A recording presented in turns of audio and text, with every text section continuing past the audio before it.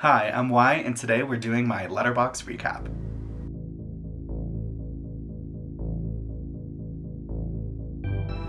Hey guys, I kind of want to sit down and just make a little bit more of a casual video because the editing for like all of my rankings and stuff are super intense. So I just wanted to sit down. I have like half of a script written for this video, but I don't even think I'm going to reference it because that would just require a lot more editing of me. Just want to take it easy. So the month of February, I watched. How many films is this? 35 movies. Not all of them are horror, most of them are, and a handful of them were for school. So let's get the non-horror out of the way, because you probably don't care about that. I watched The Purple Rose of Cairo, 1985 by Woody Allen. I watched this for class. It's a pretty good movie, despite who it's made by. Eternal Sunshine of a Spotless Mind, directed by Michael Gondry. That movie's pretty interesting. It's a little bit sci-fi, romance. It was not what I was expecting at all. And I watched Rearview Window. I didn't put that on the list. Okay, that's all non-horror. Okay, starting this list out, we have Scream 2020. I actually saw this movie twice in the theaters, once with my friends and once by myself, so I could like get the full ambience. I actually really liked this movie, though this is the only time in a Scream movie where I've been able to like guess who the killer was, like immediately. It was fairly obvious to me, and I don't know if they did that intentionally, but that was the only thing that was kind of disappointing. But the rest of the movie is really good, and I'm excited to see what they do with the future of the series. I know they're at this time already set to film this summer in Canada for Scream 6. All right, number two, we have an independent film called I Blame Society. I just came across this on Shudder one night when I wasn't quite ready to go to bed yet, but I didn't have anything to do, so I wanted to put on a movie. It's directed by Gillian Wallace Horvat, written by her, and also starred by her. It's about like a struggling filmmaker who like picks up an old project about how to plan the perfect murder. It's like a documentary, not the movie, but she's making a documentary in the film. It's pretty good. It's funny. It's a little making your skin crawl because it's kind of gross. But I really enjoyed this film. I gave it 3.2 stars. By the way, I gave Scream 4 stars. All right, next up, I watched Aftermath. I only watched it because Ashley Greene was in it. It's directed by Peter Winther. Desperate to save their marriage, a young couple takes a deal to move into their dream home, but disturbing events reveal the house trouble history. I did not know what this movie was. I didn't know what it was. I thought I knew what it was, and then it kept changing in my mind. And when the reveal happened, it kind of didn't make sense to me. I'm not gonna lie, like the whole concept about like why what was happening, like how it started. But the twist was really cool and like it drew me in. I know a lot of people don't really like this movie, but I rated it 3.5 stars. Next up, we have a documentary that I was watching for research for my podcast. Something's in the Closet Pod. If you're into supernatural, ooky spookies, paranormal phenomenon, link is in the description. But this is The Mothman of Point Pleasant. It's a 2017 documentary by Seth Breedlove. Essentially, they just go over like people who encountered Mothman the cryptid during the original sightings in 1966. And we didn't do an episode on Mothman. We did an episode on Indrid Cold, who was actually sighted just 40 miles away 2 weeks before this, who is an alien. And a lot of people think they're connected, so I just wanted to get some information about Mothman. To be honest, the documentary wasn't that good. It left a lot lacking. I felt like someone could have put something better together on YouTube. without actually having to go there.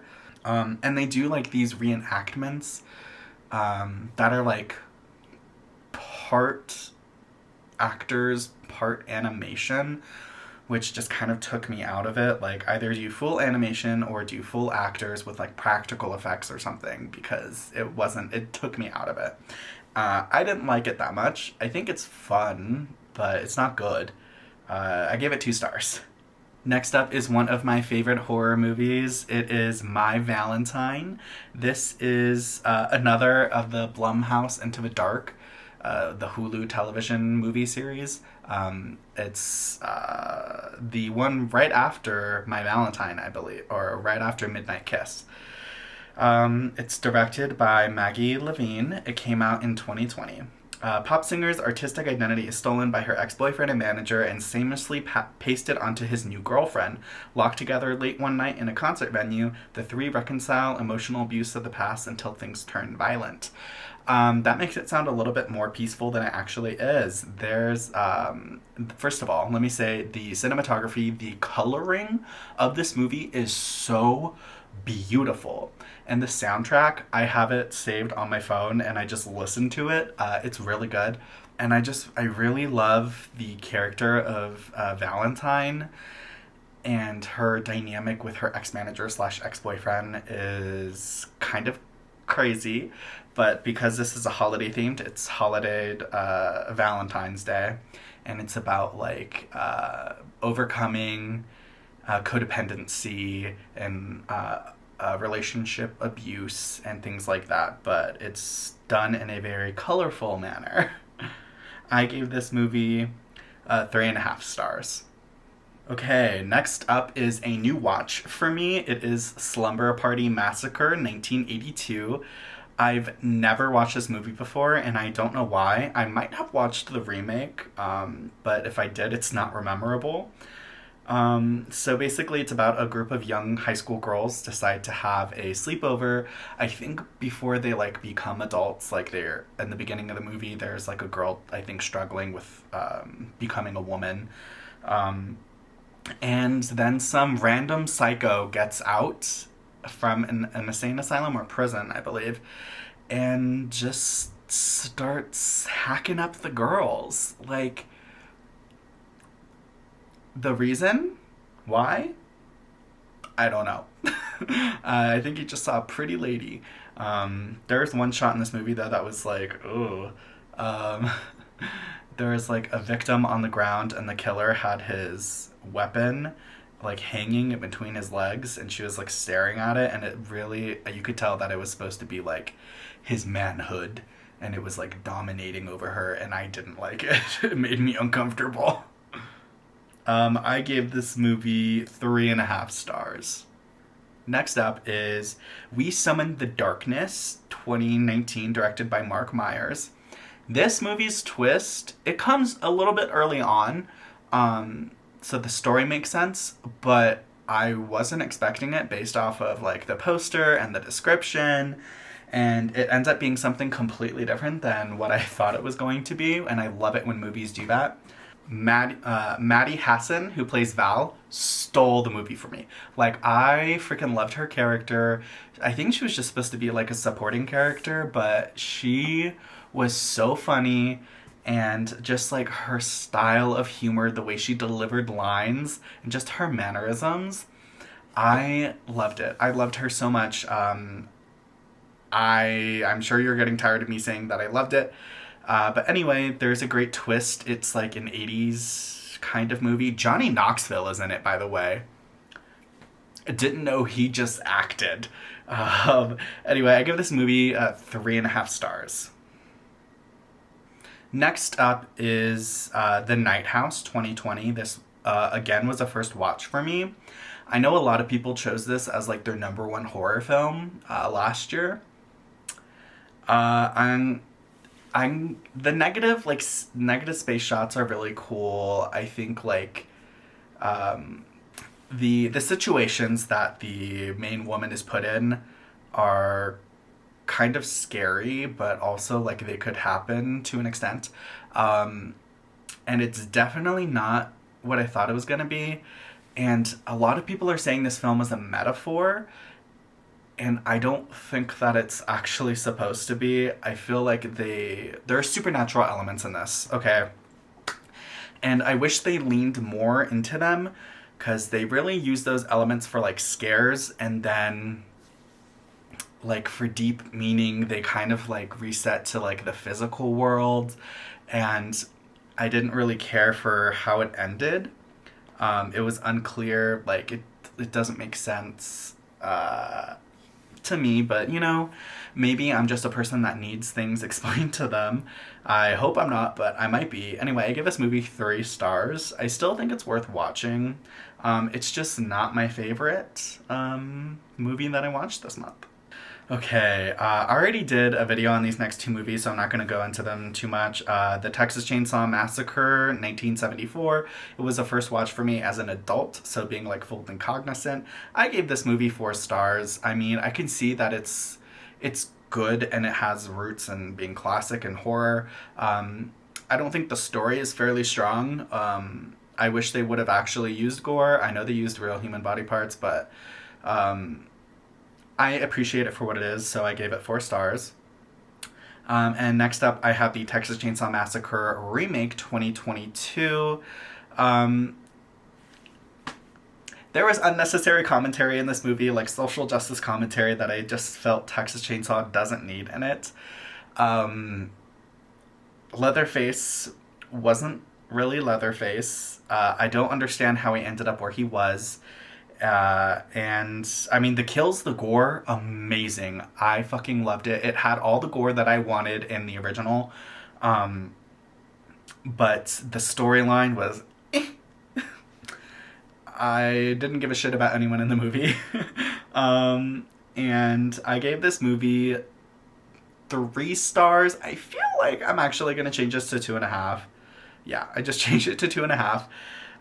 It's entertaining, but I shouldn't have to like turn off my mind to watch a movie. Next up, we have Stay Alive 2006. Again, another first watch for me. It was directed by William Brent Ball.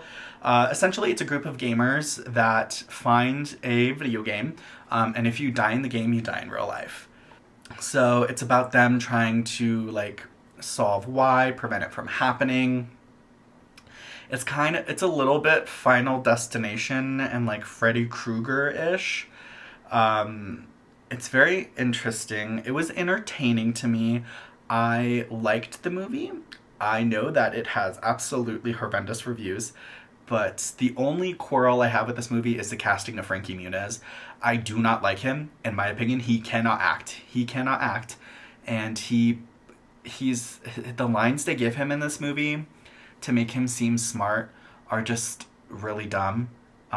He's just saying big words to say simple things, and it just makes him seem pretentious and obnoxious rather than intelligent, in my opinion. Anyway, I give the movie 4 stars, despite Frankie Muniz. He's really the only reason why I didn't give it 5 stars. I just really couldn't enjoy his character. I couldn't immerse myself because he kept popping up, and I hated it.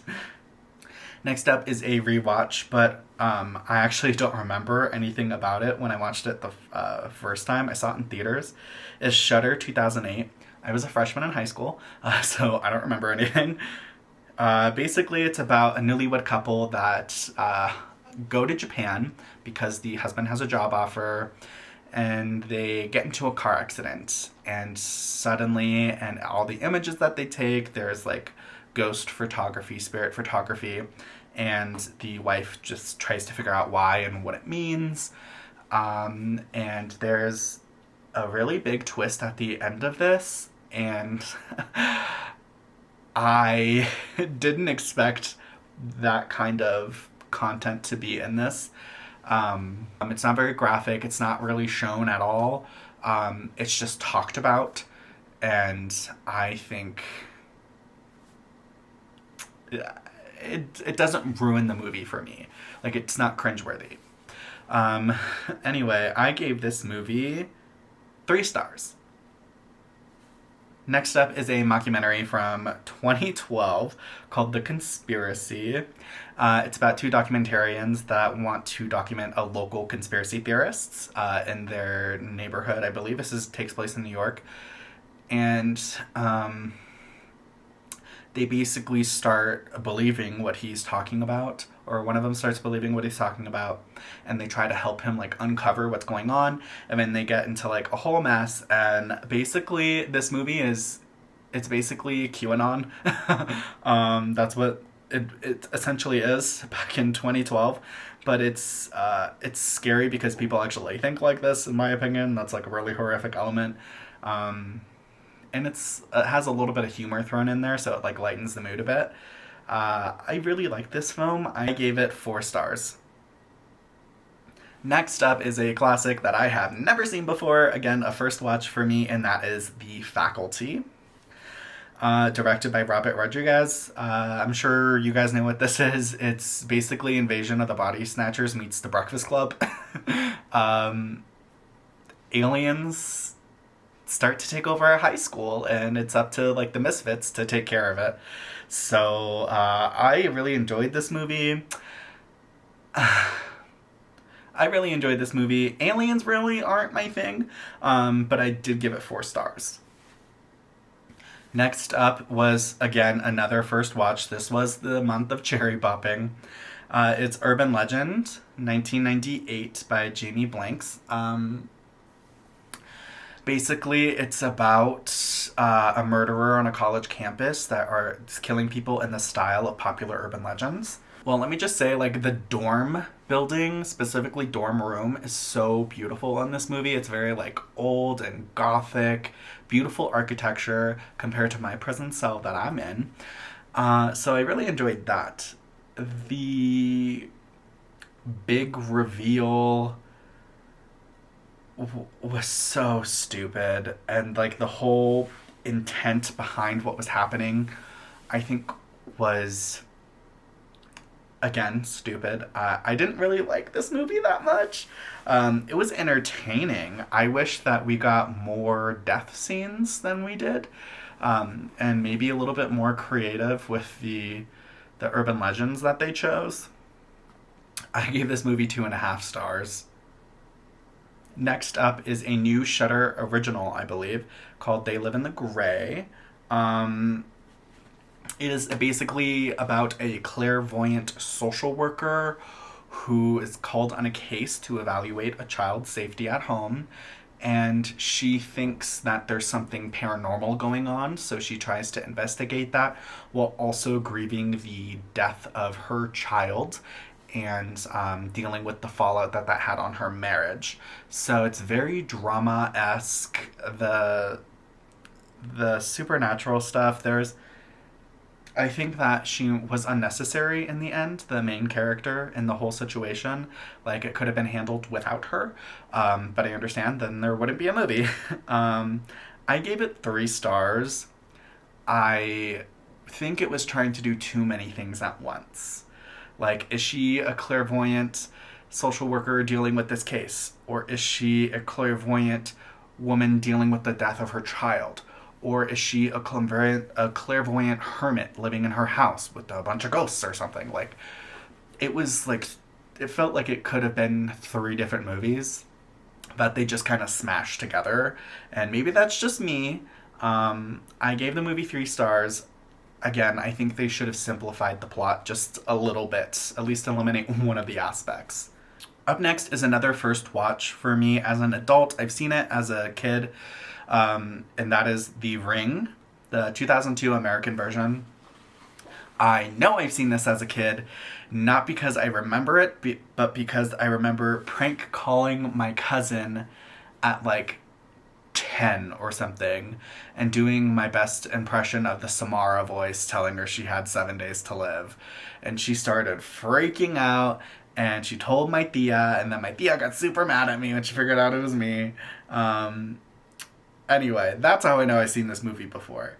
If you don't know what The Ring is, it is about a cursed videotape that kills anyone who watches it within 7 days, and it ends up in the hands of a journalist who is determined to figure out how this happened.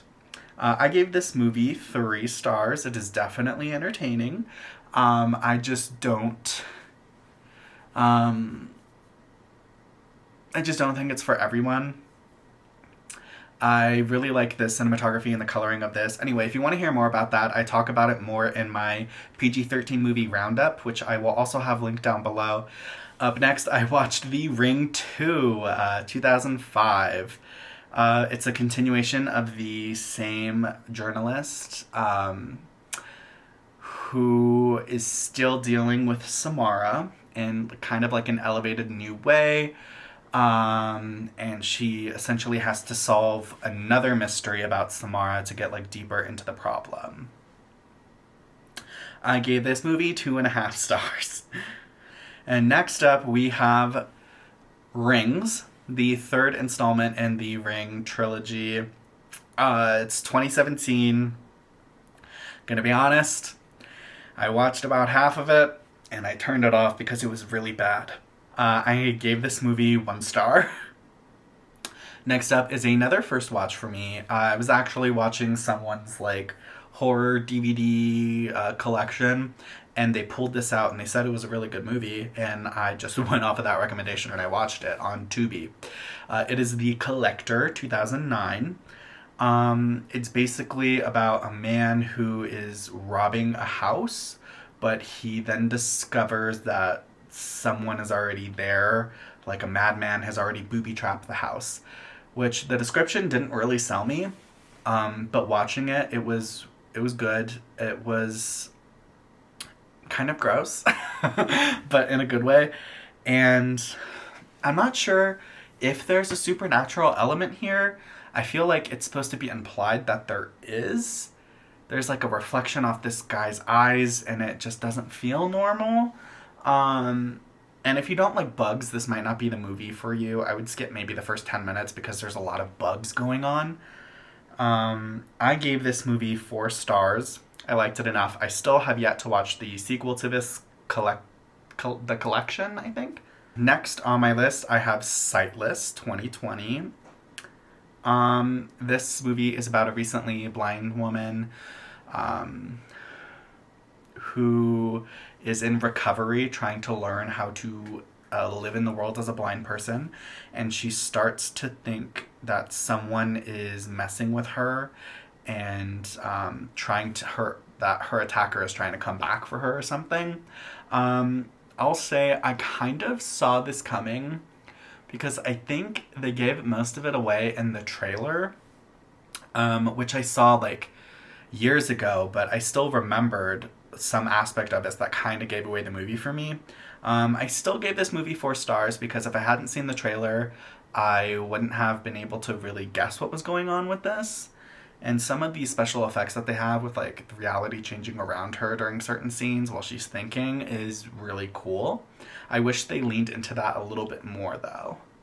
Okay, so I'm going to go over these next few movies very briefly. I'm doing a whole nother movie in March, or a whole nother video in March about these movies. I basically ranked the Leprechaun franchise. Guys, my letterbox just stopped working.